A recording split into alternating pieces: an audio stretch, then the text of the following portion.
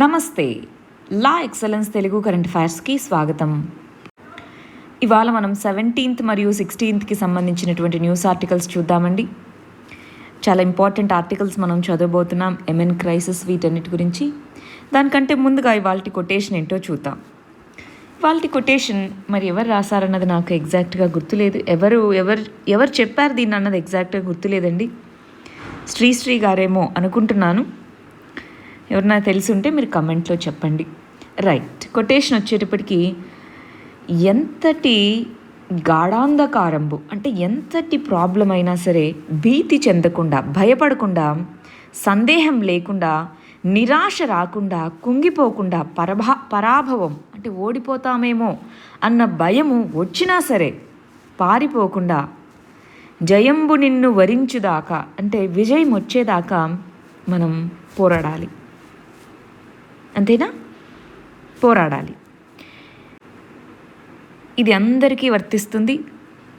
So నిన్న video చేద్దామని కూర్చున్నాక 2-3 నుంచి మెసేజెస్ ఇలా వచ్చాయన్నమాట. నిన్న ప్రిలిమ్స్ స్కోర్ వచ్చింది.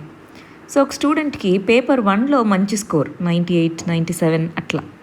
సో అతని కేటగిరీ ఉంది కాబట్టి అతను క్వాలిఫై అయ్యేటటువంటిది. పేపర్ 2లో 65.7 సంథింగ్ ఎంతో, అంటే చాలా తక్కువ, ఒక లెస్ దాన్ 1 మార్క్లో ప్రిలిమ్స్ నుంచి మెయిన్స్కి వెళ్ళి అది పోయింది. ఆ తర్వాత ఇంకొంతమంది స్టూడెంట్స్ ఇట్లా ఎంతోమంది. సో వాళ్ళ అసలు మార్క్స్ ఎలా వచ్చాయి ఏంటి అన్న అనాలిసిస్. సో అది కాకుండా ఇంకో కూర్చొని సరే ఇది అయిపోయింది అని చేస్తూ ఉందాం అనుకునేటప్పటికి ఒక ఫాదర్ ఒక డాటర్ వచ్చారండి. ఎవరో తెలీదు బట్ వచ్చారు. సో వచ్చేసి మా అమ్మాయి అండి అన్నారు. ఓకే అని చెప్పాము. సో అమ్మాయి 8th క్లాస్ అన్నమాట, చిన్నపిల్ల 8th క్లాస్ చదువుతుంది. మీ వీడియోస్ చూసాము. అమ్మాయి మాట్లాడాలంటే తీసుకొచ్చాను అన్నారనమాట. అసలు ఎవరో తెలీదు, ఎప్పుడు చూడలేదు కూడా, డైరెక్ట్గా వచ్చేసారు. సరే అని కూర్చున్నాం. అయితే వాళ్ళ ఫాదర్ అనమాట తీసుకొచ్చింది. ఆయన అన్నారు, ఈ అమ్మాయి చదువులో అంత ఇంట్రెస్ట్గా లేదండి, కానీ స్పోర్ట్స్ బాగా ఆడగలదు, మంచిగా హైట్ అంతా ఉంది, స్పోర్ట్స్ బాగా ఆడగలదు. సో ఆ అమ్మాయికి ఎక్కడ ఇంట్రెస్ట్ ఉంటే అక్కడ ఏ స్పోర్ట్ అయితే ఆ స్పోర్ట్ నేర్పిద్దాం అనుకుంటున్నాను, మీరేమంటారని వచ్చారు. చాలా చాలా మంచిగా అనిపించింది. తర్వాత ఆయన ఒక మాట చెప్పారు నా ముందే ఆ అమ్మాయికి, చూడు ఇట్లా చేస్తున్నప్పుడు ఖచ్చితంగా ఓడిపోవడం అనేది ఉంటుంది ఖచ్చితంగా, కానీ ఓడిపోయినా సరే మళ్ళీ గెలవడానికి ప్రయత్నించాలి, ఒకసారి అక్కడ అడుగు అది ఇదని చెప్పారు.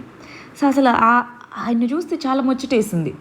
ఒక అమ్మాయి, సో తను మామూలుగా ఏమంటాను, చదువుకోను అది కావాలి ఇది కావాలి అని, కానీ తను నీకు ఇష్టం వచ్చిన దాంట్లో ఆ అమ్మాయి స్ట్రెంగ్త్ని గుర్తించి తను తీసుకొని వచ్చి ఆయన చెప్పిన మాట, మా అమ్మ ఎట్లన్నా సక్సెస్ కావాలన్న వాళ్ళని నేను చాలామందిని చూశాను, లేదా మా పిల్లోడు ఎట్లయినా సక్సెస్ కావాలంటే ఏం చేయాలో చెప్పండి అని.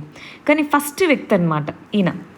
ఖచ్చితంగా ఎప్పుడో ఒకసారి ఓటమి వస్తుంది, కానీ నువ్వు దానికి భయపడకూడదు, మళ్ళా గట్టిగా ప్రయత్నించాలి అని ఫస్ట్ ఇంట్రొడక్షన్లోనే ఆ మాట చెప్పారనమాట. సో అది ప్లస్ మన స్టూడెంట్స్ది వీళ్ళందరిది కలిసి సో ఆలోచిస్తూ ఉన్నాను. ఆయన వెళ్ళిపోయిన తర్వాత చాలాసేపు దాని గురించి ఆలోచిస్తూ ఉన్నాను. 2015లో నా డైరీలో రాసుకున్నటువంటి ఇదన్నమాట ఇది. సో అది గుర్తొచ్చి ఒకసారి మీ అందరితో షేర్ చేసుకుందాము అని చెప్పి దీన్ని తీసుకొచ్చాను. గాఢాంధకారంబులముకొన్న భీతి చెందకు, సందేహపడక వెలుగు చూపి సాగు ముందుకు, నిరాశలోన జీవితాన్ని కృంగదీయకు, పరాభవము కల్గునంటూ పారిపోకుమోయి, జయంబు నిన్ను వరించుదాకా పోరి గెలవబోయి. సరిగా చదివి ఉండకపోవచ్చు, బట్ మీనింగ్ అయితే మీకు అందరికీ డెలివరీ అయిందని అనుకుంటున్నాను. ఆల్ ద బెస్ట్ అండి.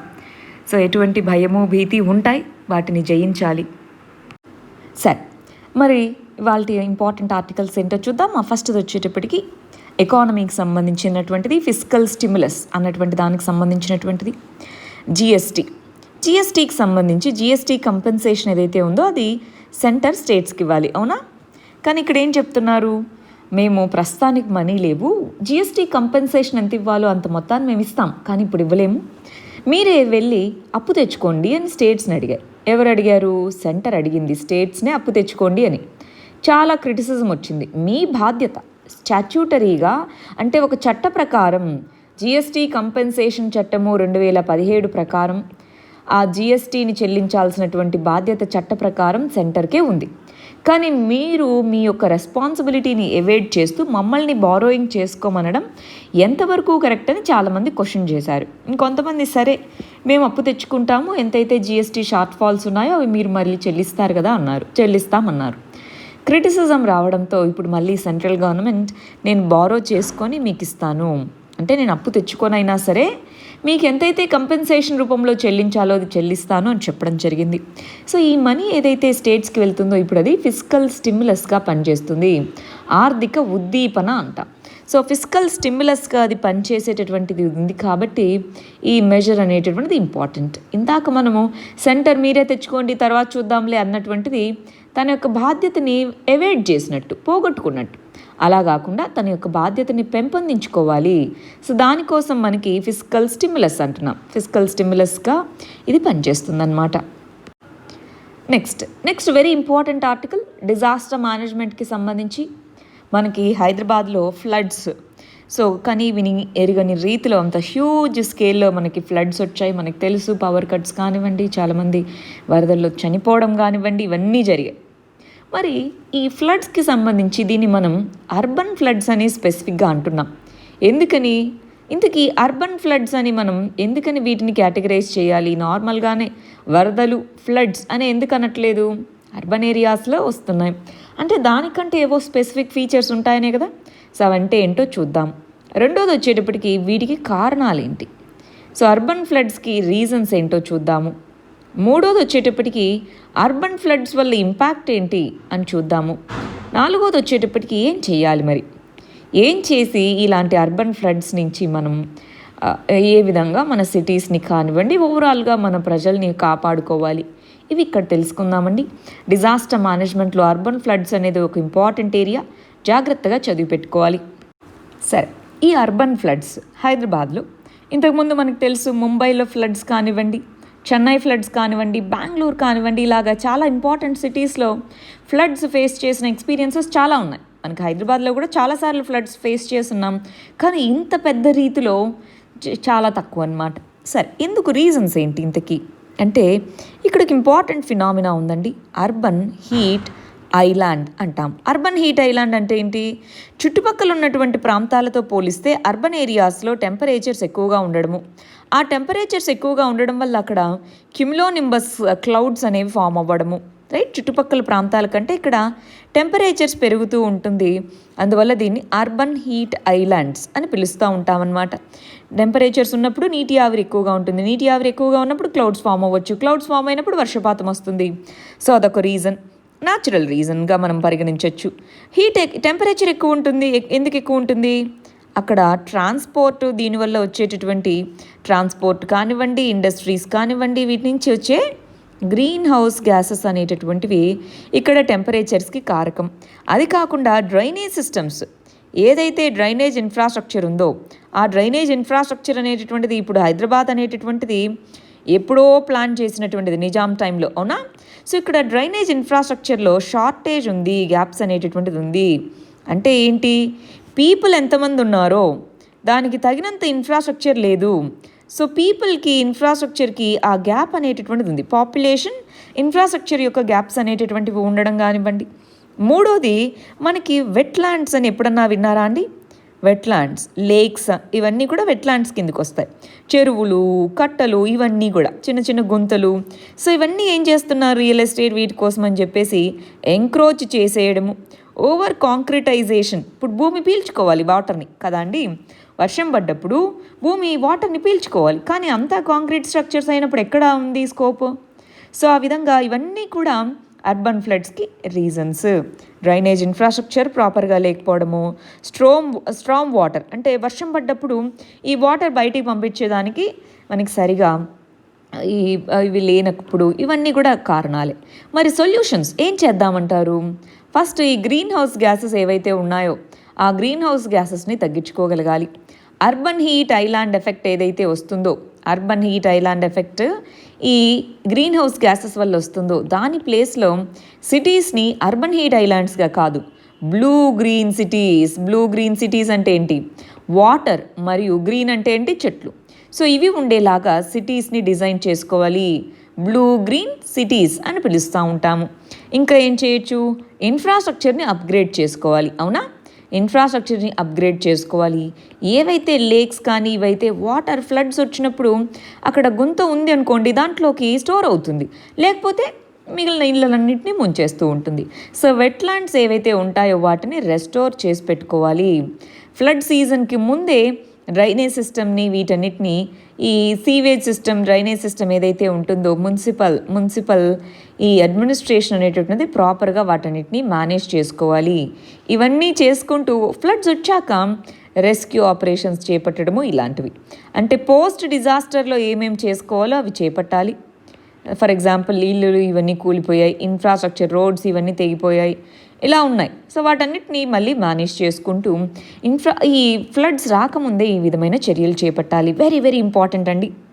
మరి ఇక్కడ అర్బన్ హీట్ ఐలాండ్స్కి సంబంధించి ఆల్రెడీ 10 మార్క్స్కి యూపీఎస్సీలో అడుగున్నారు. అర్బన్ హీట్ ఐలాండ్ అంటే ఏంటి, దాని ఇంపాక్ట్ ఏంటి, దాన్ని ఏ విధంగా మనం సరిచేయగలము అని చూడండి.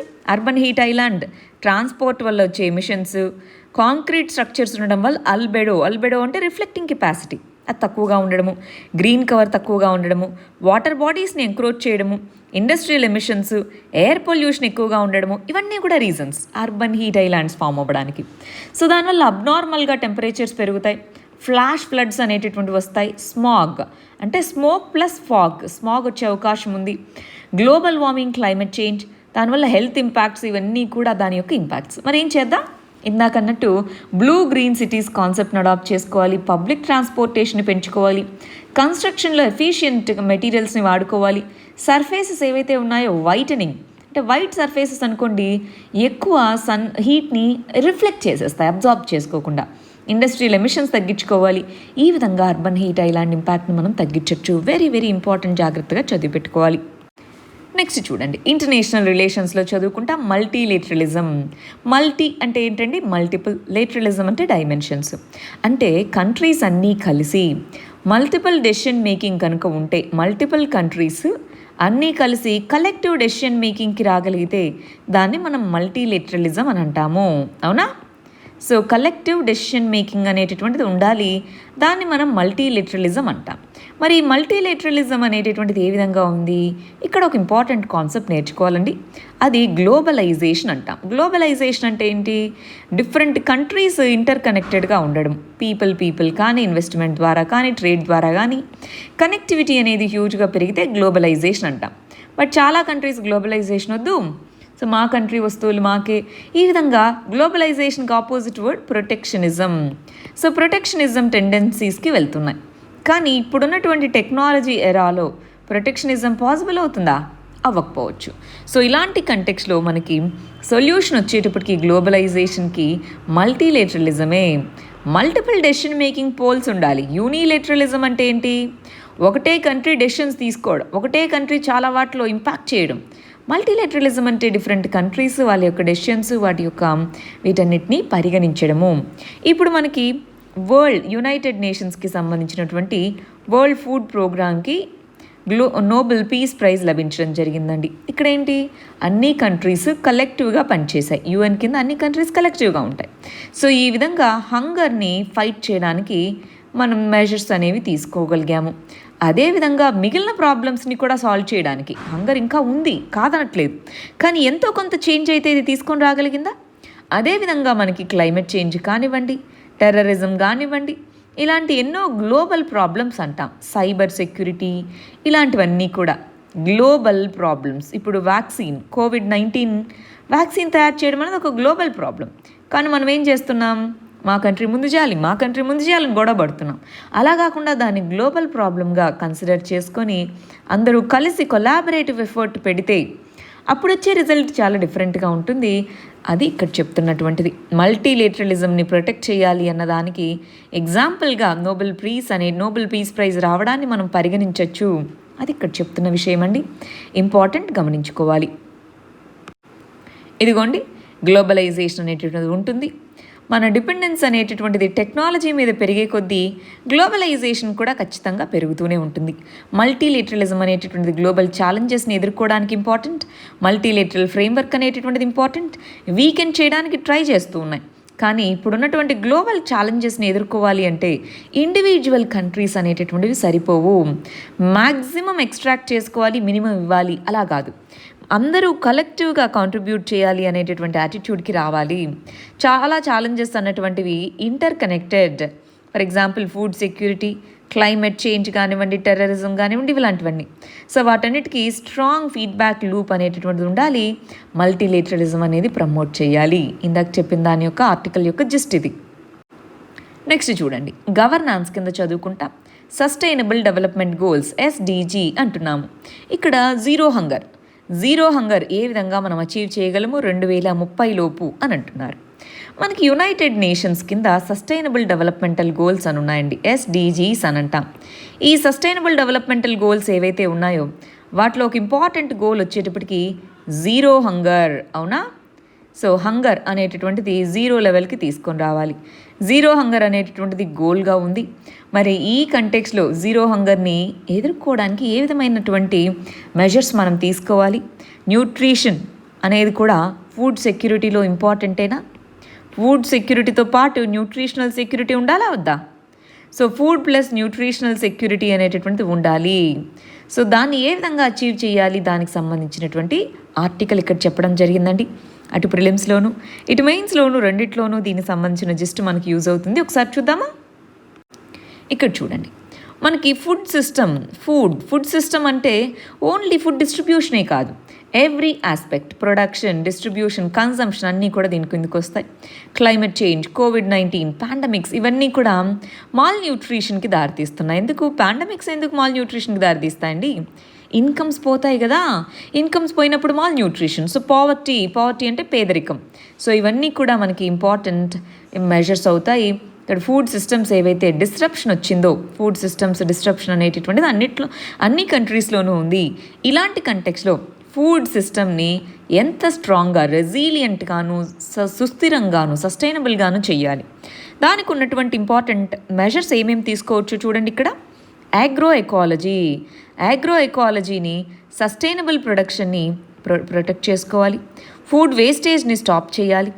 Drought and flood tolerant seed వెరైటీస్ని వాడుకోవాలి.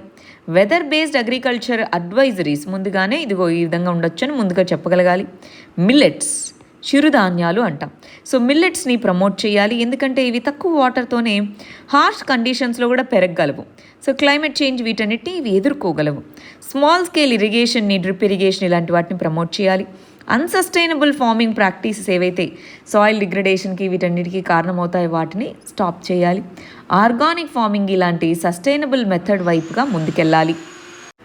నెక్స్ట్ వచ్చేటప్పటికి గవర్నాన్స్లో చదువుకుంటాం టీఆర్పీ రేటింగ్స్కి సంబంధించి రీసెంట్గా మ్యానిపులేషన్ జరిగింది అన్నారు. మనకు తెలుసు కదా టీఆర్పీ అంటే ఏంటి, దానికి సంబంధించి కాన్సెప్ట్ ఏంటి, టార్గెట్ రేటింగ్ పాయింట్స్ అని అంటాము. వీటిని ఏంటి, ఒక్కొక్క ఛానల్లో ఒక్కొక్క ప్రోగ్రామ్కి ఎంత వ్యూవర్స్ ఎంత రేటింగ్ ఇస్తున్నారు, ఎంత చూస్తున్నారు అనే దాన్ని బట్టి దీనికి సంబంధించి ఒక 40,000 వరకు శాంపుల్ సైజ్ తీసుకుంటారు, దాన్ని బట్టి ఎంతమంది చూస్తున్నారని. కానీ ఆ హౌస్ హోల్డ్స్ సీక్రెటివ్గా ఉంచాలి. దాన్ని చెప్పేస్తే వాళ్ళ ఇంట్లోకి వెళ్ళి ఇదిగో నీకు ఇంత డబ్బులు ఇస్తాను, మా ఛానలే చూస్తూ ఉండు అని చెప్తే ఏమవుతుంది, వాళ్ళకి టీఆర్పీ రేటింగ్స్ ఆటోమేటిక్గా పెరుగుతాయి కదా. సో మరి ఈ కంటెక్స్లో వీటిని రెగ్యులేట్ చేయాలా? గవర్నమెంటే ఈ టీఆర్పీ రేటింగ్స్ని వీటన్నిటిని ఇచ్చేటటువంటి ఈ మెథడ్స్ని తీసుకొని రావాలా, వాటిని రెగ్యులేట్ చేయాలా, అది ఇక్కడ క్వశ్చన్ అండి. మరి ఇక్కడ గమనించండి, టీఆర్పీ అంటే టార్గెట్ రేటింగ్ పాయింట్స్ అంటారు. ఇవి యాక్యురేట్గాను లేవు, ప్రాపర్గాను రిపోర్ట్ చేయకుండా మ్యానిపులేట్ చేయడానికి ప్రయత్నిస్తున్నారు. ఇక్కడ మనకి broadcast audience research council BRAC అంటాం. ఈ BARC broadcasters audience research council ఏదైతే ఉందో ఇది మీటర్స్ని ఫిక్స్ చేసి వాళ్ళ యొక్క వ్యూవర్ చాయిసెస్ ఏంటి అని చూస్తూ ఉంటుందన్నమాట. అయితే ఈ వ్యూవర్స్ ఏవైతే ఉన్నారో సో ఇక్కడ వ్యూవర్స్కి ఎంతో కొంత మనీ ఇచ్చేసి వాళ్ళని మ్యానిపులేట్ చేయడము. అయితే ఇక్కడ ఇష్యూస్ ఏంటి, టీఆర్పీ మ్యానిపులేషన్ అనేటటువంటిది అడ్వర్టైజర్ని చీట్ చేయడమే కాదు, వ్యూవర్ని కూడా చీట్ చేయడమే. టీఆర్పీ రేటింగ్కి అడ్వర్టైజర్కి ఏం సంబంధం? ఎంత టీఆర్పీ ఎక్కువ ఉంటే ఆ ఛానల్ని ఎక్కువ చేస్తున్నారని చెప్పి అడ్వర్టైజర్స్ ఆ ఛానల్స్కి ఎక్కువ మనీ పే చేసి మరి వాళ్ళ అడ్వర్టైజ్మెంట్ ఇచ్చుకుంటాయి. సో అటు వ్యూవర్స్ని ఇటు ఇద్దరిని చీట్ చేస్తున్నట్టు. వీటిలో ఇదిగో hate and misinformation, false information, వీటిని కూడా టీఆర్పీస్ కోసం స్ప్రెడ్ చేయడం, ఇలాంటివి కూడా మనం చూస్తూ ఉన్నాం. అంటే ఇది మన యొక్క right to have accurate information ఒకటే కాదు, యాక్యురేట్ ఇన్ఫర్మేషన్ ఉండేదానికి ఇది భంగం కలిగించినట్టేనా, రైట్? సో అది ఒక ఇష్యూ. రెండోది, ఈ బీఏఆర్సీ తీసుకునేటటువంటి శాంపుల్ సైజ్ చాలా చిన్నది. సో 20,000 ఉంటే ఇండియా మొత్తంలో ఎంతమంది వ్యూవర్స్ అండి, రైట్? శాంపుల్ సైజ్ని పెంచగలగాలి. కంపీటింగ్ ఏజెన్సీస్ ఓన్లీ బీఆర్ఏసీనే కాకుండా ఇంకొకటి తెలుసా, బీఏఆర్సీ అనేటటువంటి వాలంటరీ ఆర్గనైజేషన్, గవర్నమెంట్ రెగ్యులేట్ చేయట్లా. సో ఇలాంటివి, ఇలా రేటింగ్ ఏజెన్సీస్ చాలా ఉండొచ్చు అని చెప్తే ఏమవుతుంది, ఒకదానికొకటి కాంపిటీషన్ వస్తుంది, మనం అనలైజ్ చేసుకోగలము, అడ్వర్టైజర్స్ అనలైజ్ చేసుకోగలము. సో అది ఇంకొక సొల్యూషన్ అవ్వచ్చు. ఒక ఓవర్ సైట్ కమిటీ అనేటటువంటిది ఉండడం, గవర్నమెంట్ రెగ్యులేట్ చేసిందనుకోండి, గవర్నమెంట్ ఛానల్స్ని చూడాలని చెప్పడము, లేదా గవర్నమెంట్ అడ్వర్టైజ్మెంట్స్కి ఎక్కువ ప్రిఫరెన్సెస్ ఇవ్వడము, ఇలాంటివన్నీ ఉంటాయి.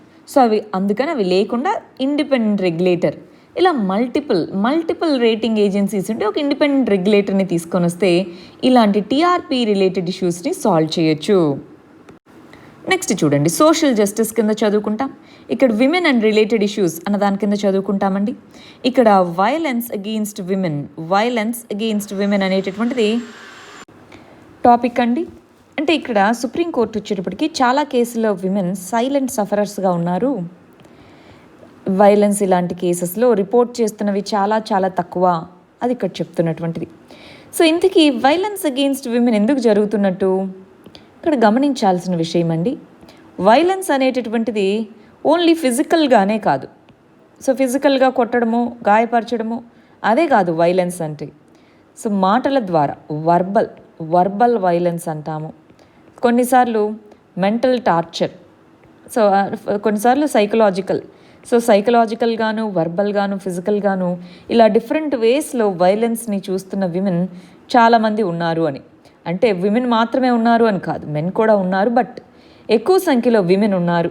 ఇది ఎందువల్ల ఇది తగ్గట్లేదు? ఎన్నో చట్టాలు తీసుకొచ్చారు, డౌరీ ప్రొహిబిషన్ చట్టం అని, sexual harassment at women places అని చెప్పేసి, ఇలాగా మనకి ఐపీసీలో చాలా ప్రొవిజన్స్ ఉన్నాయి విమెన్ అగెయినెస్ట్గా ఉండడానికి. మరి ఎందుకని అంటారండి, ఎందుకని జరుగుతున్నట్టు? ఒకటి చెప్పనా, వీళ్ళని ఏమన్నా ఉంటారులే అన్నటువంటిది. చాలా వరకు ఎకనామిక్ డిపెండెన్స్ ఉన్నప్పుడు ఫర్ ఎగ్జాంపుల్ హౌస్ వైఫ్స్ ఉన్నారు, సో అదొకటి జరుగుతూ ఉంటుంది. రెండోది, మనం యాక్సెప్ట్ చేస్తున్నాం, అదొక జనరల్ ట్రెండ్గా. అంటే ఫర్ ఎగ్జాంపుల్ వాళ్ళ ఆయన ఆమెను తిట్టడము, సో అదొక జనరల్ ట్రెండ్. తిడుతూ ఉంటారు, ఎప్పుడన్నా తాగొచ్చినప్పుడు కొడుతూ ఉంటారు అన్నది యాక్సెప్టబుల్ నోషన్గా సొసైటీలో చూడడం అనేటటువంటిది. మూడోది, విమెన్ని ప్రెస్టేజ్ ఆఫ్ ఫ్యామిలీగా పరిగణిస్తూ ఉంటారు. ఒక వస్తువు, ఫర్ ఎగ్జాంపుల్ మాకు ఇంత కాస్ట్లీ కారు ఉంది అని చెప్పుకోవడానికి ఎలాగైతే ఇష్టపడతారో, అట్లే మా అమ్మాయి నేను చెప్పినట్టే వింటుంది సంథింగ్, అట్లాంటి విమెన్ని ఒక ఆబ్జెక్ట్ లాగా చూడడము, ఒక ప్రాపర్టీ, వాల్యుబుల్ ప్రాపర్టీ లాగా చూడడం అనేటటువంటిది కూడా so one of the reasons అన్నమాట. సో అప్పుడు ఏ చిన్న తప్పు జరిగినా సరే దానికి అదొక వైలెన్స్కి దారితీస్తుంది. అదే విషయం కనుక అబ్బాయి సైడ్ నుంచి జరిగితే అదొక యాక్సెప్టబుల్ ఇది అవుతుంది, కానీ అమ్మాయి సైడ్ నుంచి జరిగితే అదొక మిస్టేక్ అవుతుంది. చాలా కండిషన్స్లో, అన్ని కండిషన్స్ అని చెప్పట్లేదు, అందరూ అని చెప్పట్లేదు, బట్ ఇవన్నీ కూడా చాలా జనరల్ ట్రెండ్స్. ఎకనామిక్ ఇండిపెండెంట్గా ఉన్న విమెన్ కంటే ఎకనామిక్ డిపెండెన్స్ ఉన్న విమెన్ మీద వైలెన్స్ ఇవి ఎక్కువగా జరుగుతూ ఉంటాయి. మరి ఏం చేద్దామంటారు? ఎందుకు రిపోర్ట్ చేయట్లేదు? ఓన్లీ 5-6% మాత్రమే రిపోర్ట్ చేస్తున్నారు అంటున్నారు కదా, ఎందుకు రిపోర్ట్ చేయట్లేదంటారు? రిపోర్ట్ చేయడం కూడా ఒక తప్పు. రిపోర్ట్ చేసింది చూడు, ఆమె వాళ్ళ హస్బెండ్ మీద కేసు పెట్టింది చూడు, లేదా ఆమె కంప్లైంట్ చేసింది చూడు, సో ఇది కూడా ఒక సోషల్ టాబూగా పరిగణిస్తూ ఉంటారు చాలామంది. సో అవి ఇలాగ ఎన్నో రకాల రీజన్స్ అనేటటువంటివి ఉన్నాయి. నా దృష్టిలో అండి వీటన్నిటిలోనూ ఇంపార్టెంట్ వైలెన్స్ ఏంటో తెలుసా? Form of violence psychological violence అనేటటువంటిది చాలా భయంకరమైనటువంటిది. అది ఎక్స్పీరియన్స్ చేసిన వాళ్ళకి తెలుస్తూ ఉంటుంది. కొంతమంది చెప్తూ ఉంటే అసలు తెలుస్తూ ఉంటుందన్నమాట. కొంతమంది స్టూడెంట్స్ ఈ మధ్య మీరు చూస్తే కమెంట్స్లో షేర్ చేస్తూ ఉంటారు కదా, అలా చాలామంది నార్మల్గా పంపిస్తూ ఉంటారు ఫేస్బుక్, టెలిగ్రామ్ వీటన్నిటిలో. సో ఎంతోమంది స్టూడెంట్స్ అంటే వాళ్ళు సివిల్స్ చదువుతున్న వాళ్ళు. సో వాళ్ళ పరిస్థితి అలా ఉంటే ఇంకా చాలా ప్లేసుల్లో ఎలా ఉంటారన్నది ఒకసారి మీరు ఊహించుకోగలరు. సరే, ఎన్నో రకాల చట్టాలు ఉన్నాయి. రౌడీ ప్రొహిబిషన్ చట్టము, sexual harassment of women at work places చట్టము, ఐపీసీలో చాలా చట్టాలు. ఇవన్నీ ఉన్నప్పటికీ చట్టాలు ఉంటే సరిపోదు కదా, వాటిని సొసైటీ యాక్సెప్ట్ చేయగలగాలి.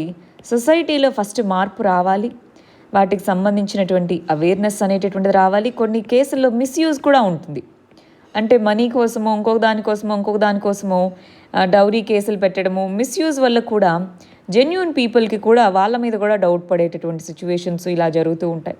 సో మిస్యూజ్ని తగ్గించాలి, యూజ్ని పెంచేలాగా అవేర్నెస్ని పెంచాలి. ఓవరాల్గా అదంతా కూడా మన మైండ్లోనే ఉంటుంది. సో అవేర్నెస్ అనేటటువంటిది తీసుకొని రావాలి. నెక్స్ట్ ఆర్టికల్ వచ్చేటప్పటికి గవర్నాన్స్లో చదువుకుంటాం. Law reforms, very very important point అండి. ఇక్కడ ఏం చెప్తున్నారంటే మన చట్టాలు ఏవైతే ఉంటాయో వాటిని కనుక ఓపెన్ చేసి చదివితే అసలు చాలా కాంప్లెక్స్ లాంగ్వేజ్లో రాసుంటుంది ఇంగ్లీష్లో. దాన్ని ఎందుకు ప్లెయిన్ అండ్ సింపుల్ ఇంగ్లీష్లో రాయకూడదు? ప్లెయిన్ ఇంగ్లీష్లో ఎందుకని ఈ చట్టాలను రాయకూడదు? అప్పుడు రాస్తేనే కదా ప్రజల్లో అవేర్నెస్ పెరిగేది. ఫర్ ఎగ్జాంపుల్, నేను మోటార్ వెహికల్స్ అమెండ్మెంట్ యాక్ట్ చదవాలనుకున్నానండి. ఏమేమి చట్టాలు వచ్చాయి ఫర్ ఎగ్జాంపుల్ చదవాలి అనుకున్నాను. సో దాంట్లో ఎప్పుడూ కూడా ఆ లాంగ్వేజ్ అనేది క్లిష్టంగా ఉన్నప్పుడు దీని బదులు నేను ఒక లాయర్ దగ్గరికి వెళ్ళి ఏదో చూసుకుంటానులే అనుకుంటాను. అవునా కదా? రైట్? ఆ ప్రొవిజన్స్ అనేటటువంటివి మనకి చాలా ప్లెయిన్ ఇంగ్లీష్లో కనుక ఉంటూ కామన్ పీపుల్కి కూడా అర్థమయ్యేలాగా ఉంటే అప్పుడు కదా చట్టాల్లో కాంప్లైన్స్ పెరిగేది. ఇంప్లిమెంట్ చేసే వాళ్ళకి కూడా అర్థం కావాలి కదండి. ఇప్పుడు ఒక పోలీస్ వ్యవస్థలోనే తీసుకుందాం, కానిస్టేబుల్, ఎస్ఐ, ఇలాగా అందరికీ అర్థం కావాలి. సో నువ్వు పైనుండి ఎవరో చట్టాలు చేస్తే ఇక్కడ ఉన్నటువంటి కానిస్టేబుల్, ఎస్ఐ ఇంకొకలో ఇంప్లిమెంట్ చేయాలి. కొత్తగా ఏమేమి మార్పులు వచ్చాయి చట్టాల్లో, వాటికి సంబంధించిన అవేర్నెస్ కానివ్వండి, ఆ క్లాజులు కానివ్వండి, వాటిలో సబ్ క్లాజులు కానివ్వండి, అవన్నీ చదువుకోవాలంటే ఏ విధంగా ఉండాలి?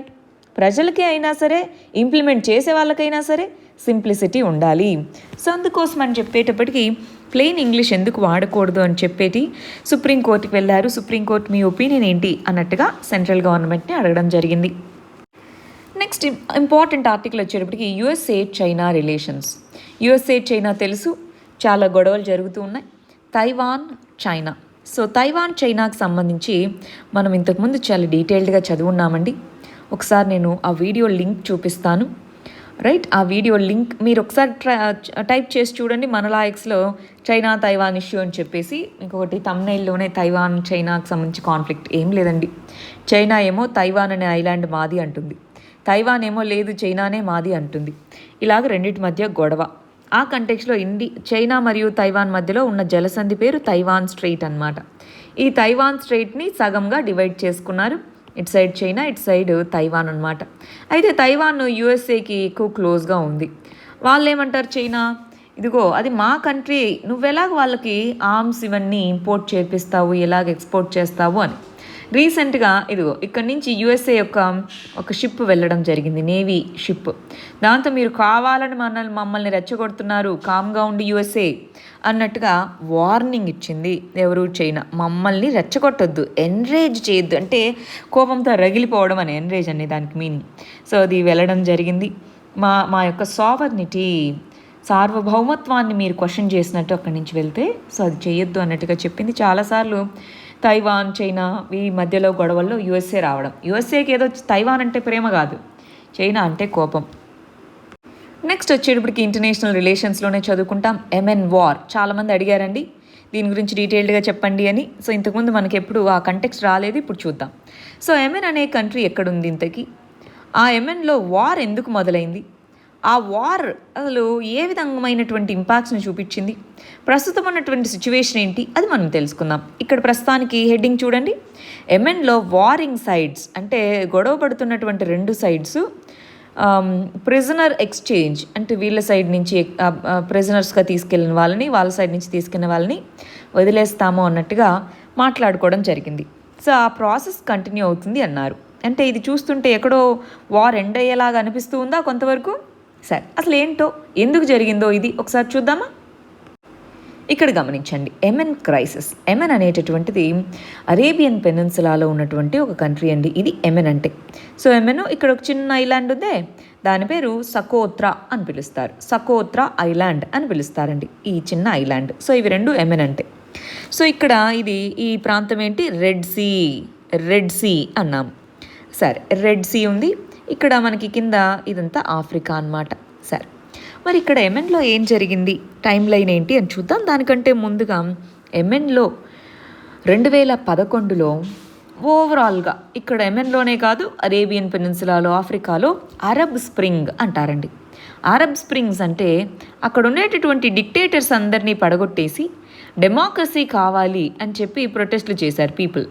దాంతో అక్కడ ఉన్న వాళ్ళందరూ కొంతమంది దిగిపోయారు, కొన్నిట్లో వార్స్ జరిగాయి. ఇలాగ అరబ్ స్ప్రింగ్ జరిగింది. జరిగిన తర్వాత వచ్చిన గవర్నమెంట్ ఎమెన్లో ఏదైతే వచ్చిందో అక్కడ వీక్ గవర్నమెంట్ ఉంది, చాలా ప్రాబ్లమ్స్ వచ్చాయి.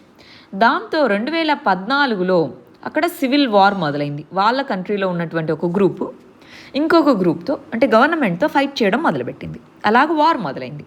వార్ మొదలైనప్పుడు ఇక్కడ ఉండేటటువంటి కింగ్ ఎవరైతే ఉన్నారో ఆయన పారిపోయారు. ప్రెసిడెంట్ ఎవరైతే ఉన్నారో సౌదీ అరేబియాకి పారిపోయాడు. సౌదీ అరేబియా ఎమెన్లో షియా అనేటటువంటిది ముస్లింలో ఒక తెగ. సౌదీ అరేబియాలో మేజర్గా సున్నీ, ఇరాన్ ఎక్కువగా షియా కంట్రీ అన్నమాట.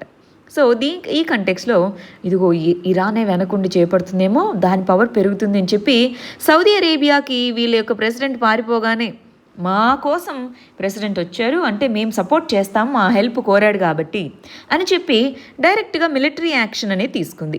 సౌదీ అరేబియా లీడర్షిప్లో వీళ్ళు ఈ కంట్రీస్ అన్నీ సపోర్ట్ చేస్తూ మిలిటరీ యాక్షన్.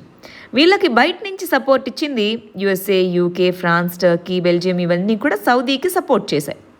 వీళ్ళేమో డైరెక్ట్గా మిలిటరీ వీళ్ళని తీసుకెళ్ళి ఇక్కడ ఫైట్ చేయడం మొదలుపెట్టారు. అయితే వీళ్ళని అపోజ్ చేస్తూ ఇరాన్, చైనా, రష్యా ఈ మూడు అపోజ్ చేస్తున్నాయి.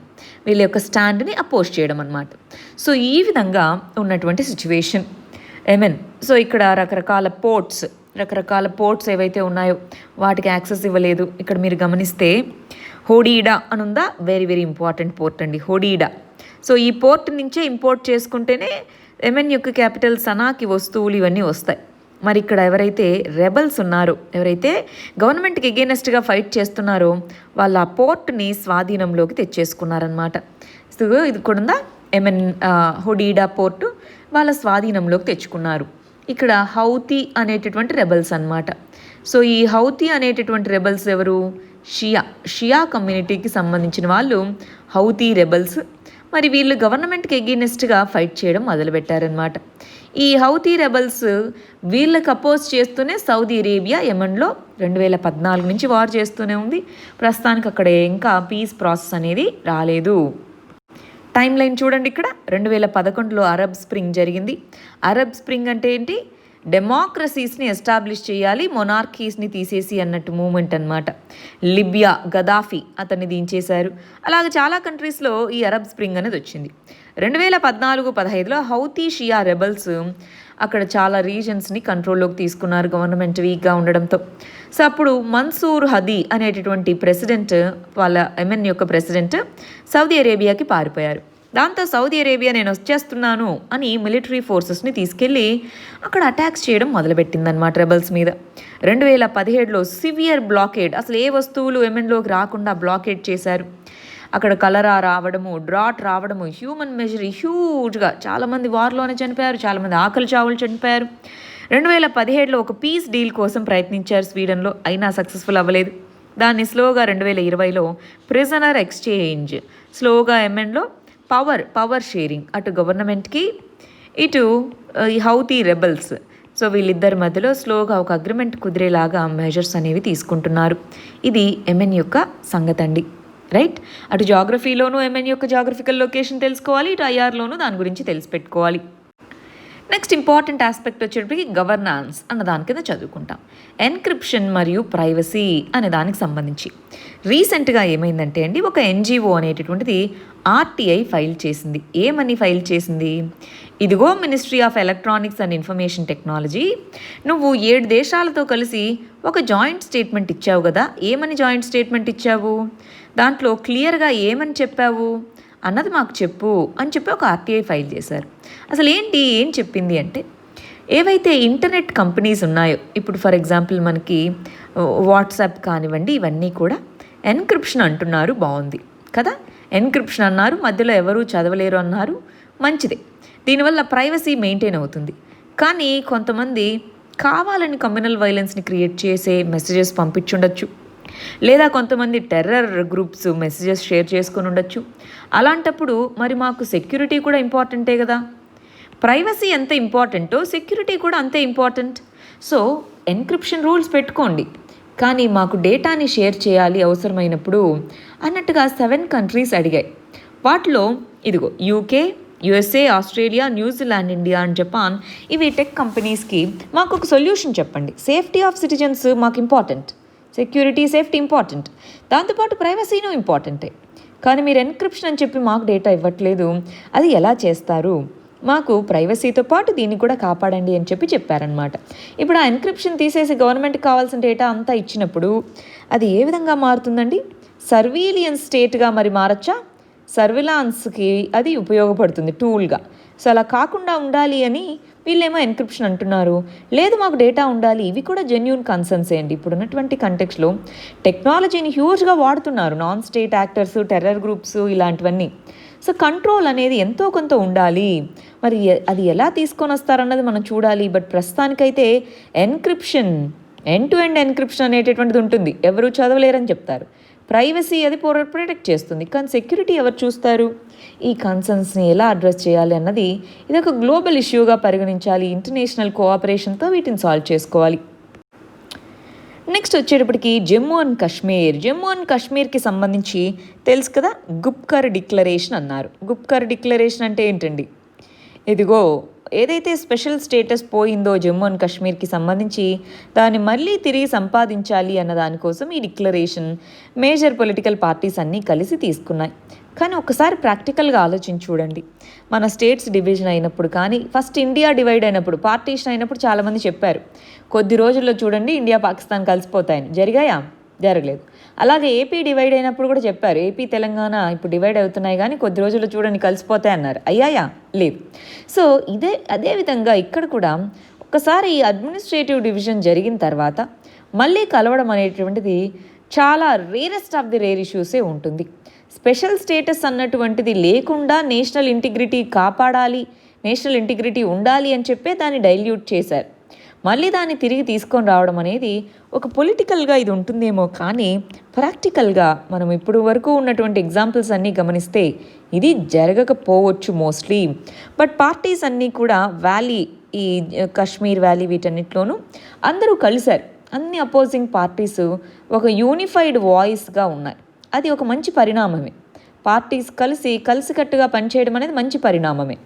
బట్ ఇది ఎంతవరకు జరుగుతుంది అనేటటువంటిది దీనికి ప్యారలల్గా అదే విధంగా ఎందుకు పార్టీస్ అన్నీ కలిపి మా జమ్మూ అండ్ కాశ్మీర్లో డెవలప్మెంట్ ఉండొద్దు అని అలాంటి వాటికి కూడా పార్టీస్ అన్నీ కలిస్తే ఇంకా బాగుంటుంది, రైట్? నెక్స్ట్ చూడండి, ఎకానమీకి సంబంధించి ఎకనామిక్ పర్ఫార్మెన్స్. సో ఐఎంఎఫ్ అనేటటువంటిది, ఇంటర్నేషనల్ మానిటరీ ఫండ్ అనేటటువంటిది వరల్డ్ ఎకనామిక్ అవుట్లుక్ అనేటటువంటి రిపోర్ట్ని రిలీజ్ చేయడం జరిగిందండి. ఇది important report, world economic outlook అనేటటువంటి రిపోర్ట్ అన్నమాట. సో ఈ రిపోర్ట్లో ఏం చెప్పబడడం జరిగింది మరి? ఇదిగో ఇప్పటిలో అందరూ బయటకు వచ్చేలాగా లేరు. ఇండియా అనేటటువంటిది మన బ్రిక్స్ కంట్రీస్లోను సౌత్ ఏషియాలోను నెగిటివ్ గ్రోత్ రేట్ అనేటటువంటిది ఉంటుంది. నెక్స్ట్ ఇయరే అది పాజిటివ్గా మారుతుంది. సో పెద్ద ఎకానమీ పాజిటివ్గా నెక్స్ట్ ఇయర్కే మారుతుంది. ఇయర్ అయితే నెగిటివ్లో ఉండాల్సిందే, నెగిటివ్ జోన్లో అని చెప్పింది. ఈ కంటెక్స్లో మాట్లాడుతూ ఐఎంఎఫ్ చెప్పబడినటువంటి ఈ రిపోర్ట్లో, వరల్డ్ ఎకనామిక్ అవుట్లుక్లో చెప్పబడినటువంటి ఒక ఇంపార్టెంట్ పాయింట్ ఏంటి అంటే, ఇంటర్నేషనల్గా కోఆపరేషన్ ఉండాలి. ఎకనామిక్ రివైవల్కి ఇంటర్నేషనల్ కోఆపరేషన్ ఉండాలి. ఇది ఒక ఆపర్చునిటీగా పరిగణించాలి. ఆపర్చునిటీగా పరిగణించి ఎక్కడైతే స్ట్రక్చరల్ రిఫార్మ్స్ కావాలో వాటన్నిటిలోనూ రిఫార్మ్స్ వచ్చే విధంగా ప్రయత్నించాలి, స్ట్రక్చరల్ రిఫార్మ్స్ వచ్చే విధంగా ప్రయత్నించాలి. ఆ విధంగా IMF అనేటటువంటి చెప్పడం జరిగింది. ఎస్పెషలీ ఇండియాకి కూడా, అంతే కదండి, అన్ని కంట్రీస్కి ఇది వర్తిస్తుంది. నెక్స్ట్ ఇష్యూ వచ్చేటప్పటికి పాలిటీలో చదువుతామండి. పాలిటీలో జ్యుడిషియరీ మరియు ఎగ్జిక్యూటివ్ ఈ రెండింటికి మధ్య ఉన్నటువంటి కాన్ఫ్లిక్ట్ గురించి. ఇక్కడ ఏమైంది, రీసెంట్గా ఏపీ యొక్క స్టేట్ చీఫ్ మినిస్టర్ సుప్రీంకోర్టు యొక్క జడ్జి మీద కంప్లైంట్ చేయడం జరిగింది. గమనించాలండి, హైకోర్టు జడ్జి మీద కంప్లైంట్ చేయలేదు, సుప్రీంకోర్టు జడ్జి మీద కంప్లైంట్ చేయడం జరిగింది. సో ఆ సుప్రీంకోర్టు జడ్జి నెక్స్ట్ ఇయర్కి ఒకవేళ సీనియారిటీ బేసిస్ మీద కనుక CJIని అపాయింట్ చేస్తే CJI అవుతారు, నెక్స్ట్ ఇయర్ సీనియారిటీ మీద అపాయింట్ చేస్తే. మరి ఇప్పుడు ఈ కంప్లైంట్ అసలు ఏంటి, ఎందుకు, దాని ఇంపాక్ట్ ఏంటి అని తెలుసుకుందామండి. ఇంపార్టెంట్ ఆస్పెక్ట్ ఇది. సో ఇలాంటివి కాన్స్టిట్యూషనల్ క్వశ్చన్స్ని అరైజ్ చేస్తాయి కాబట్టి అసలు కాన్స్టిట్యూషనాలిటీ ఎంతవరకు ఉంది, అసలు ఈ విధంగా లెటర్ రాయడం అనేది కాన్స్టిట్యూషనలేనా, దీని యొక్క ఇంపాక్ట్ ఎంతవరకు ఉండొచ్చు, అసలు దీని యొక్క మోటివ్ ఏంటి, ఇవన్నీ కూడా మనం తెలుసుకోవాలి. మోటివ్ ఏంటి, ఏ విధంగా ఇవన్నీ చేస్తారు ఏంటి అన్న చూద్దాం.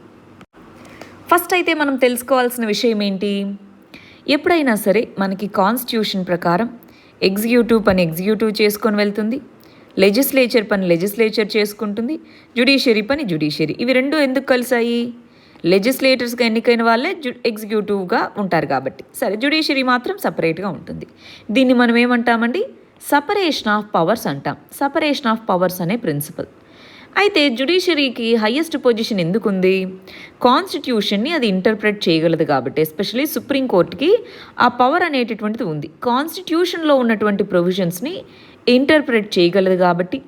మిగిలిన 2 ఆర్గాన్స్ ఏవైతే వాటి నుంచి జస్టిస్ అనేటటువంటిది ప్రొవైడ్ చేయాలి, ప్రజల యొక్క రైట్స్ని కాపాడాలి అంటే జ్యుడిషియరీ అనే దాని వైపే మనం చూస్తాం కాబట్టి. అయితే ఇక్కడ ఏమైంది, ఏపీకి వచ్చేటప్పటికి ఏపీ హైకోర్టు యొక్క జడ్జెస్ని నియమించేది ఎవరండి, కొలీజియం. ఒక జడ్జి నియమించరు, కొలీజియం అంటే ఒక గ్రూప్ ఆఫ్ జడ్జెస్ వీళ్ళని నియమిస్తారు. ఆ కొలీజియంలో సీనియర్ మోస్ట్ CJIతో పాటు సుప్రీంకోర్టు యొక్క చీఫ్ జస్టిస్ ఆఫ్ ఇండియాతో పాటు 4 సీనియర్ సుప్రీంకోర్టు జడ్జెస్ ఉంటారు. అవునా? సో సీనియర్ జడ్జెస్ ఉంటారు. అయితే ఇక్కడ కావాలని కొంతమందిని పొలిటికల్ పార్టీతో అఫిలియేషన్ ఉండి బయాస్డ్గా ఉన్న వాళ్ళని ఈ సీనియర్ సుప్రీంకోర్టు జడ్జి అపాయింట్ చేశారు. సో వీళ్ళేం చేస్తున్నారు, హైకోర్టు అనేటటువంటిది ఎగ్జిక్యూటివ్ యొక్క ఫంక్షనింగ్, ప్రతి గవర్నమెంట్ ఫంక్షనింగ్లోనూ అడ్డుగోలుగా ఉంటుంది. రీసెంట్గా మేము ఒక కరప్షన్ కేసుకి సంబంధించి ఫైల్ చేస్తాము అంటే మేము చెప్పేంత వరకు FIR ఫైల్ చేయకూడదు, దాన్ని మీడియాలో కూడా, మీడియా మీద గ్యాగ్ అంటే ఏంటి, రెస్ట్రిక్షన్ విధించింది. సో ఇది ఎంతవరకు కరెక్ట్, జ్యుడిషియరీ అనేటటువంటిది జ్యుడిషియల్ ఇంటిగ్రిటీని మెయింటైన్ చేయాలా వద్దా, ఎవరి యొక్క పవర్ వాళ్ళకు ఉంటుంది, కానీ జ్యుడిషియల్ ఇంటిగ్రిటీ ఉండాలా వద్దా అని క్వశ్చన్ చేస్తూ మరి చీఫ్ మినిస్టర్ CJIకి లెటర్ రాయడం జరిగింది. ఇక్కడ కంటెంప్ట్ ఆఫ్ కోర్ట్ అని మనం అనట్లేదు. ఎందుకని, కంటెంప్ట్ ఆఫ్ కోర్ట్ అంటే ఏంటి, ఒక ఇన్స్టిట్యూషన్ అంటే వ్యవస్థ యొక్క పరువుని తగ్గించే విధంగా కనుక చర్యలు తీసుకుంటే దాన్ని కంటెంప్ట్ అని అంటాము. కానీ ఇక్కడ వ్యవస్థ కాదు, ఒక ఇండివిజువల్ జడ్జి గురించి తన యొక్క కాండక్ట్ గురించి చెప్పడం జరిగింది. సో ఈ పరిస్థితుల్లో ఏం చేస్తారు, మనం నిన్ననే అనుకున్నాం, ఒక ఇంటర్నల్ కమిటీని వేస్తారు. ఆ కమిటీ అనేటటువంటిది నిజంగానే ఆ జడ్జి యొక్క కాండక్ట్లో ఏమైనా ఇష్యూస్ ఉన్నాయా లేదా అని చూస్తారు. ఒకవేళ ఉంటే దానికి ఇంటర్నల్గానే పనిష్మెంట్ ఉంటుంది, అది మనం చదువుకున్నది. కానీ ఇక్కడ ఉండేటటువంటిది ఏంటి, ఇది రియల్ కన్సర్నే అండి. అంటే ఈ కేసుని పక్కన పెడితే జనరల్గా కూడా జ్యుడిషియరీ అనేటటువంటిది అబ్సల్యూట్ పవర్స్ లేవు. జ్యుడిషియరీ కూడా అకౌంటబుల్గా ఉండాలి, పీపుల్కి జ్యుడిషియరీ అకౌంటబుల్గా ఉండాలి. చాలా వాటిలో హిపోక్రసీ అంటారు చూసారా, అంటే ఇవన్నీ మీరు చేయాలి అని చెప్తూ వాళ్ళు చేయకపోవడం, దాన్ని హిపోక్రసీ అంటారు. జ్యుడిషియరీ మన ఇండియాలో దానికి ఎగ్జాంపుల్గా చెప్పచ్చు. ప్రతి ఒక్కళ్ళు ట్రాన్స్పరెంట్గా ఉండాలి గవర్నమెంట్ అని చెప్తుంది, జ్యుడిషియరీ ట్రాన్స్పరెంట్గా ఉండదు. ప్రతి ఒక్కళ్ళు అకౌంటబుల్గా ఉండాలి అని చెప్తుంది, జ్యుడిషియరీ అకౌంటబుల్గా ఉండదు. ప్రతి ఒక్కరు అపాయింట్మెంట్స్ టైమ్లీగా జరగాలి అని చెప్తుంది, జ్యుడిషియరీలో ఎన్నో వేకన్సీస్ ఉంటాయి. ఈ విధంగా జ్యుడిషియరీ అకౌంటబిలిటీ ఉండాలి, జ్యుడిషియరీ ఇంటిగ్రిటీ ఉండాలి. ఇవి ఉంటేనే కదా దాని మీద ట్రస్ట్ అనేటటువంటిది ఉండేది. అవునా? న్యాయ వ్యవస్థ మీద ట్రస్ట్ ఎప్పుడు వస్తుంది, ఇంపార్షియల్గా ఉండాలి. సో ఇంపార్షియల్గా ఉండాలి, బయాస్డ్గా ఉండకూడదు. మరి ఆ విధంగా జ్యుడిషియరీ తన యొక్క పోస్చర్ని ఏ విధంగా బిల్డ్ చేయగలదు ఈ లెటర్ తర్వాత అన్నది ఇక్కడ మనం చూడాల్సిన విషయం. ఒకవేళ పనిష్ చేస్తే ఏమవుతుంది, ఒకవేళ చేయకుండా ఉంటే మరి జ్యుడిషియరీ యొక్క ట్రస్ట్ ఏమవుతుంది, పనిష్ చేస్తే మిగిలిన స్టేట్స్లో కూడా ఇలాంటి కంప్లైంట్స్ వస్తాయా, ఈ విధమైనటువంటి డైలమా ఇప్పుడు సుప్రీంకోర్టు ముందుంది. మరి అదేం చేస్తుందో మనం వెయిట్ చేయాలి. నెక్స్ట్ ఇష్యూ వచ్చేటప్పటికి ఇంటర్నేషనల్ రిలేషన్స్లో యునైటెడ్ నేషన్స్ అన్న దాని కింద చదువుకుంటాం. ఇక్కడ చైనా యొక్క రోల్, చైనా అనేటటువంటిది P5 కంట్రీ, అంటే పర్మనెంట్ 5 కంట్రీస్లో ఒక ఇంపార్టెంట్ కంట్రీ, అవునా, యుఎన్లో. సో దాని యొక్క రోల్ అనేటటువంటిది పెరిగింది. ఓవరాల్గా దాని కాంట్రిబ్యూషన్ అనేటటువంటిది, మానిటరీ కాంట్రిబ్యూషన్ కానీ ఇవన్నీ పెరుగుతూ వచ్చాయి. కానీ రీసెంట్గా మనకి జరుగుతున్నటువంటి ఏవైతే ఈ ఫర్ ఎగ్జాంపుల్ COVID-19 కానివ్వండి, ఇలాంటి వాటితో దాని మీద ఉన్నటువంటి ట్రస్ట్, అదొక రిలయబుల్ పార్ట్నర్గా కానీ ఒక ఇంటర్నేషనల్ దీనిగా కానీ ఉండేటటువంటి ట్రస్ట్ అనేటటువంటిది అది పోయింది అని చెప్తున్నారు. కానీ ఒకటి చెప్పనా అండి, ఎవరు పవర్లో ఉన్నా సరే వాళ్ళు అదే చేస్తున్నారు. USA పవర్లో ఉన్నప్పుడు USA అదే చేసింది, ఎన్నో ఇంటర్నేషనల్ అగ్రిమెంట్స్ని కాదండి, ఎన్నో. ఫర్ ఎగ్జాంపుల్ మనం చాలా చాలా ఇంపార్టెంట్, ఫర్ ఎగ్జాంపుల్ డిజార్మమెంట్ మేము చేయము అంది, హ్యూమన్ రైట్స్ కమిషన్ మేము ఉండము అంది. సో అంటే పవర్ఫుల్ కంట్రీస్ ఉండము అన్నప్పుడు యుఎస్ఏని మరి ఫాలో అవుతుంది, చైనా కూడా పవర్ పెరిగే కొద్దీ. సో అంటే ఓన్లీ చైనానే ఇలా చేస్తుంది అనడం హిపోక్రసీ. యుఎస్ఏ కూడా అలానే చేసింది, చేస్తూ ఉంది కూడా. సో పవర్ పెరిగే కొద్దీ ఇలా ఉంది. బట్ ఇలాంటి కంటెక్స్లోనే మల్టీలేటరలిజం అనేటటువంటిది ఉండాలి, యుఎన్లో అందరికీ పవర్ అనేటటువంటిది ఉండాలి. సో మల్టీలేటరలిజం అనేటటువంటిది పెరగాలి, మల్టిపుల్ కంట్రీస్ యొక్క డెసిషన్కి ఇంపార్టెన్స్ ఇవ్వాలి. Next article happy toy story. So అంటే ఆర్ట్ అండ్ కల్చర్లో టాయ్స్ అన్న దాని గురించి చదువుకుంటామండి. ఇది మనకి కుటీర పరిశ్రమలు అంటాం. సో మన అన్ని రాష్ట్రాల్లోనూ ఎక్కడో ఒక లోకల్ టాయ్ ఇండస్ట్రీ అనేటువంటిది ఉంది.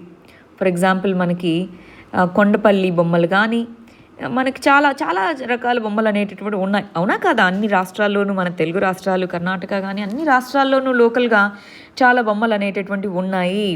సో మరి ఇలాంటి టైంలో మరి మన ప్రైమ్ మినిస్టర్ ఏమన్నారు, ఇలాంటి లోకల్ ట్రెడిషన్స్ని వీటిని బేస్ చేసుకున్న వాటికి మార్కెట్ కల్పించాలి, మన యొక్క ట్రెడిషనల్ కల్చర్ వీటన్నిటిని రిప్రజెంట్ చేసేలాగా గ్లోబలైజ్ చేయాలి అన్నారు.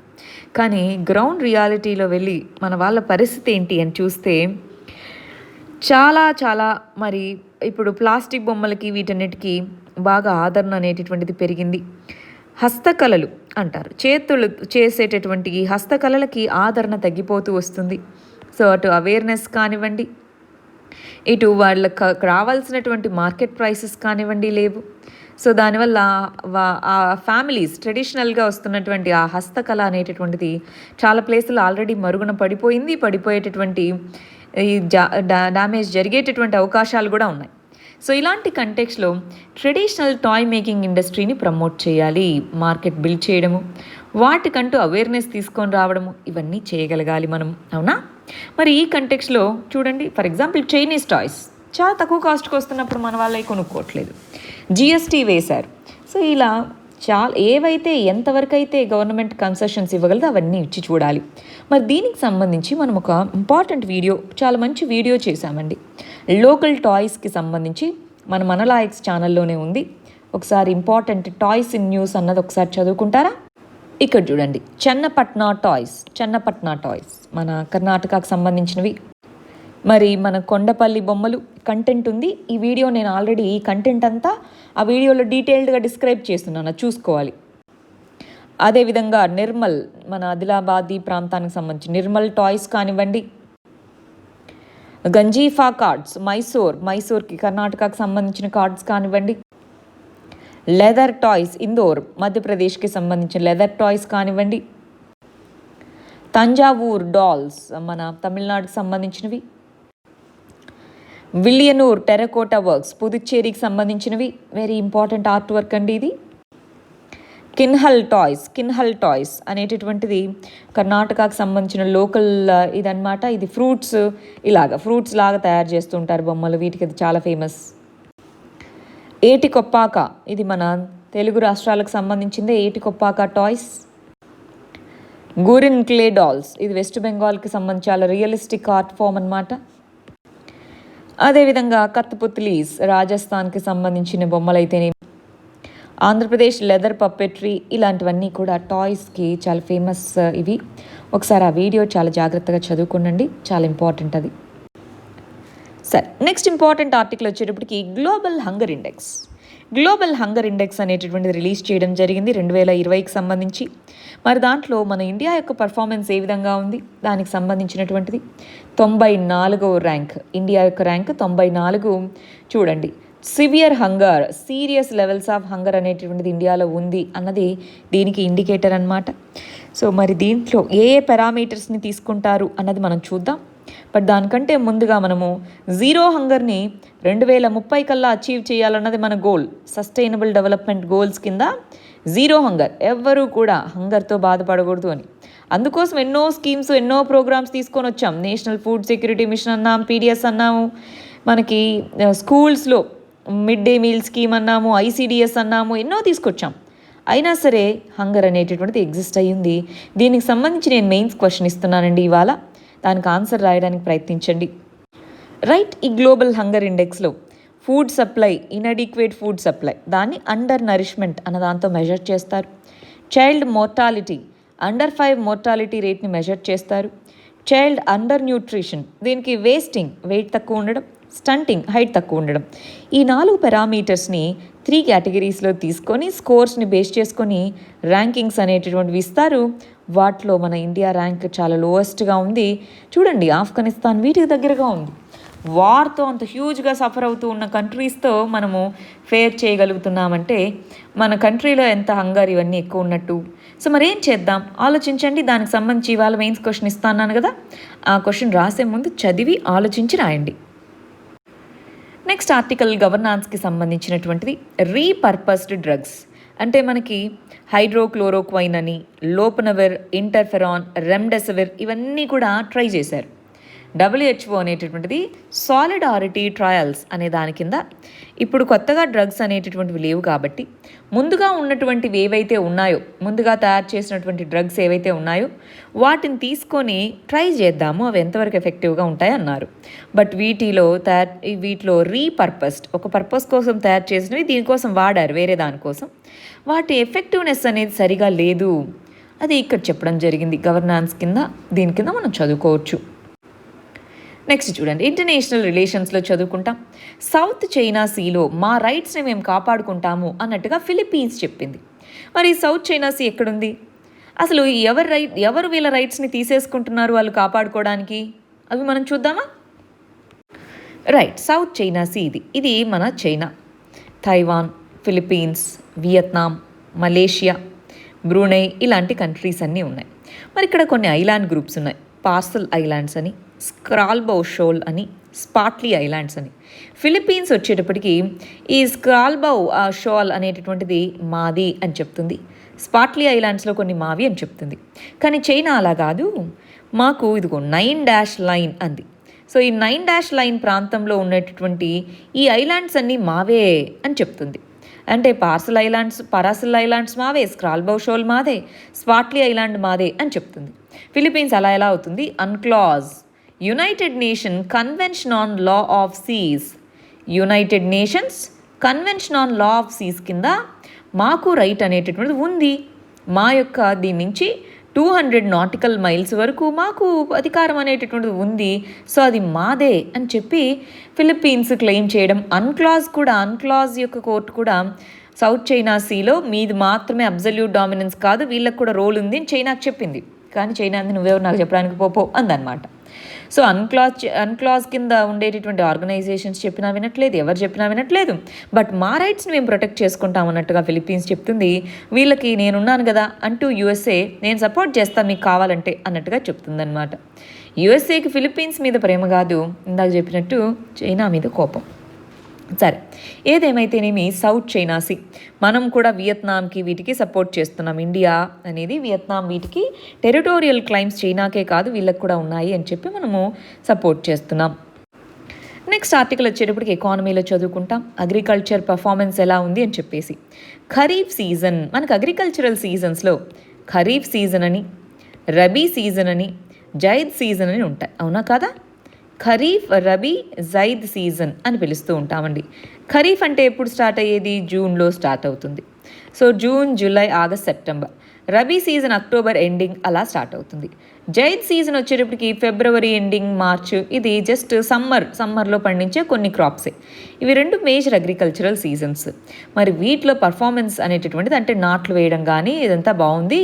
సో అగ్రికల్చర్ అనేటటువంటిది గ్రోత్ని పెంచగలదు అన్నట్టుగా ఇక్రా చెప్తుందన్నమాట. ఇండియన్ క్రెడిట్ రేటింగ్ ఏజెన్సీ అని అంటాము. Credit rating agency, Indian credit rating agency అనేటటువంటి చెప్పడం జరిగింది. మరి మన లాస్ట్ ఆర్టికల్ వచ్చేటప్పటికి ఎకానమీలో చదువుకుంటాం. Exports and imports. ఏసీస్ని ఇంపోర్ట్ చేసే దాని మీద బ్యాన్ని విధించడం జరిగింది అని చెప్తున్నారు, రైట్? సో ఏసీస్ని ఇంపోర్ట్ చేసుకొని మనము మన లోకల్గానే తయారు చేయాలి అన్నారు. ఎందుకని తయారు చేయాలి?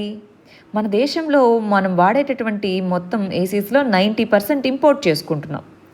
సో ఇంపోర్ట్ చేసుకున్న దానివల్ల లోకల్ ఇండస్ట్రీ డెవలప్ అవుతుందా? అవ్వదు. మరి లోకల్ ఇండస్ట్రీని ప్రమోట్ చేయాలి అని చెప్పి మన వాళ్ళు బ్యాన్ చేయడం ఇంపోర్ట్ చేసుకోవడం మానేస్తున్నాం అన్నారు. ఎందుకో తెలుసా? చాలా వరకు వీటిలో మనం ఎక్కడి నుంచి ఇంపోర్ట్ చేసుకుంటున్నాం? చైనా నుంచి. సో వీటి నుంచి బ్యాన్ చేసుకొని మా యొక్క లోకల్ మ్యానుఫ్యాక్చరింగ్ ఇండస్ట్రీని పెంచుకోవడానికి అని చెప్పారు. 1, చైనాకు రిటాలియేషన్గానో ఇది పనికొస్తుంది. 2, నిజంగానే మేక్ ఇన్ ఇండియా మ్యానుఫ్యాక్చరింగ్ ఇది పెంచుకోవడానికి, దాని ద్వారా ఇక్కడ ఎంప్లాయ్మెంట్ పెరగడానికి మనకి హెల్ప్ అవుతుంది. నెక్స్ట్, మనం నిన్న ఇచ్చినటువంటి మెయిన్స్ క్వశ్చన్కి మన వాళ్ళు ఎలా ఆన్సర్ రాశారో చూద్దాం.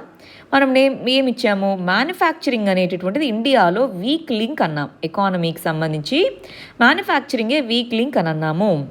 సో మ్యానుఫ్యాక్చరింగ్ అనేటటువంటిది ఇంపార్టెంట్ అని అన్నారు. ఎందుకు మ్యానుఫ్యాక్చరింగ్లో బ్యాక్వర్డ్నెస్ ఉంది అని రాశారు. సో ఎప్పుడైనా సరే అండి, ఇలా రాసినప్పుడు వీక్ లింకే అని చూపించడానికి మీరు కొద్దిగా రాయాలి, సగం వరకు రాసి ఆ తర్వాత ఏం చెయ్యాలి, ఆ వీక్నెస్ని స్ట్రెంగ్త్గా ఎలా మార్చుకోవాలన్న దానికి ఈక్వల్ ప్రిఫరెన్స్ ఇవ్వండి దీంట్లో, రైట్? సో ఎక్స్ప్లెయిన్ అని ఇవ్వలేదు కదా, క్వశ్చన్లో డిస్కస్ అన్నారు. అవును, వీక్ లింకే, వీటన్నిటి వల్ల చెప్తున్నాం వీక్ లింక్ అని, కానీ వాటిని స్ట్రాంగ్ చేయాలి. ఆ విధంగా మీరు రాయడానికి ప్రయత్నించండి. ఫస్ట్ టైం అన్నారు, బట్ గుడ్ ట్రై చేయండి, ఇంకా బెటర్గా రాయడానికి ప్రయత్నించాలి. నెక్స్ట్, సో వ్యవసాయం తర్వాత ఎక్కువ ఉపాధి కలిగిస్తున్నటువంటి రంగం ఇది. మరి దీన్ని ప్రమోట్ చేయడానికి ఎన్నో తీసుకొచ్చారు, కానీ కొన్ని ప్రాబ్లమ్స్ అయితే ఉన్నాయి. అందుకని ఈ చర్యలు తీసుకోవాలి. వెరీ గుడ్ అండి, బాగా రాశారు, సింపుల్గా నీట్గా రాశారు. ఎంతో ఉంది, కానీ దీన్ని ప్రమోట్ చేయాలని చాలా ప్రయత్నించాము, అయినా కానీ వీక్గా ఉంది అని రాశారు. చూసారా, ఫ్లో బాగుందండి. ఇక్కడ చూడండి, గవర్నమెంట్ అనేటటువంటిది దీన్ని ప్రమోట్ చేయడానికి ఎన్నో మెజర్స్ తీసుకున్నారు, అయినా సరే ఛాలెంజెస్ ఉన్నాయి. అందుకని వే ఫార్వర్డ్ ఇది. గుడ్. ఇక్కడ చూడండి, మ్యానుఫ్యాక్చరింగ్ సెక్టార్ స్టాగ్నేటెడ్గా ఉంది, ప్రాబ్లమ్స్ ఇవి, అందుకని వీటి మీద ఫోకస్ చేయాలి అన్నారు. సో ఆల్రెడీ కొన్ని తీసుకున్నామన్నది కూడా మెన్షన్ చేస్తే ఇంకా బాగుంటుంది, బట్ ఈ విధంగా రాసినా సరే ఆన్సర్ సరిపోతుంది. ఆల్రెడీ కొన్ని తీసుకున్నాం, అయినా సరే ఈ ప్రాబ్లమ్స్ ఉన్నాయి అని రాయగలిగితే ఇంకా కాంప్రిహెన్సివ్గా ఉంటుంది మీ ఆన్సర్. ఇక్కడ చూడాలి, సో మన ఎకానమీని పెంచాలంటే మ్యానుఫ్యాక్చరింగ్ని స్ట్రెంగ్తెన్ చేయాలి. గవర్నమెంట్ ఆల్రెడీ తీసుకుంది, అయినా సరే వీక్గా ఉంది, అందుకని మెజర్స్ తీసుకోవాలి. గుడ్ అండి, బాగా రాశారు. ఇక్కడ చూడండి, ఇండియన్ మ్యానుఫ్యాక్చరింగ్ సెక్టార్ ఏంటి, అవి ఏమేమి ఛాలెంజెస్ని ఫేస్ చేస్తుంది అని రాశారు. మరి దానికి సంబంధించి ఇండియాస్ పొటెన్షియల్ని ఏ విధంగా యూజ్ చేసుకోవాలి అన్నది ఇక్కడ రాశారు. సో ఇందాకన్నట్టు కొద్దిగా ఏం ఆల్రెడీ చేశారు, ఆల్రెడీ ఈ పొటెన్షియల్ని ఉపయోగించుకోవడానికి కొన్ని మెజర్స్ అయితే తీసుకున్నారు. ఆ మెజర్స్ ఏంటో చెప్పండి, ఆ తర్వాత ఇది రాయండి, ఇంకా బాగుంటుంది. ఇక్కడ చూడండి, బడ్జెట్లో ఏ విధంగా ఉంది. సో ఇదిగో రీసెంట్గా మన బడ్జెట్లో మ్యానుఫ్యాక్చరింగ్ సెక్టార్ కాంట్రిబ్యూషన్ ఎంత, ప్రభుత్వం ఆల్రెడీ కొన్ని చర్యలు తీసుకుంది, అయినా సరే బలహీనంగా ఉంది, ఏం చేయాలి అని రాశారండి. గుడ్. కొంత వీటిని ఇక్కడుందా, దీన్ని ఫుల్ సెంటెన్స్ రాయడానికి ప్రయత్నించండి. ఫుల్ సెంటెన్స్ రాస్తే ఇంకా బాగుంటుంది. ఇక్కడ చూడండి, మేక్ ఇన్ ఇండియా దీన్ని తీసుకొని వచ్చారు, అయినా సరే సమస్యలు అనేటటువంటివి ఉన్నాయి, మరి సామర్థ్యం ఉంది, సో ఏ విధంగా దాని మీద చర్యలు చేపట్టాలని రాశారు. కొద్దిగా ఇందాక చెప్పినట్టు ఏమేమి మెజర్స్ ఆల్రెడీ తీసుకున్నారు, అయినా ప్రాబ్లమ్స్ ఉన్నాయని రాయండి. మీరు రాశారు వాటి గురించి, వాటిలో సమస్యలు ఉన్నాయని రాశారు, 1 లైన్ ఇక్కడ ఇవన్నీ తీసుకున్నారన్నది మెన్షన్ చేయండి. సరే, ఇది ఇవాల్టి మన మెయిన్స్ క్వశ్చన్ అండి, దీనికి ఆన్సర్ రాయడానికి ప్రయత్నించండి. ఇవి మన first set of prelims questions, ఇవి మన second set of prelims questions.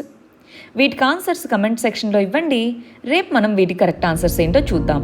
All the very best, thank you very much.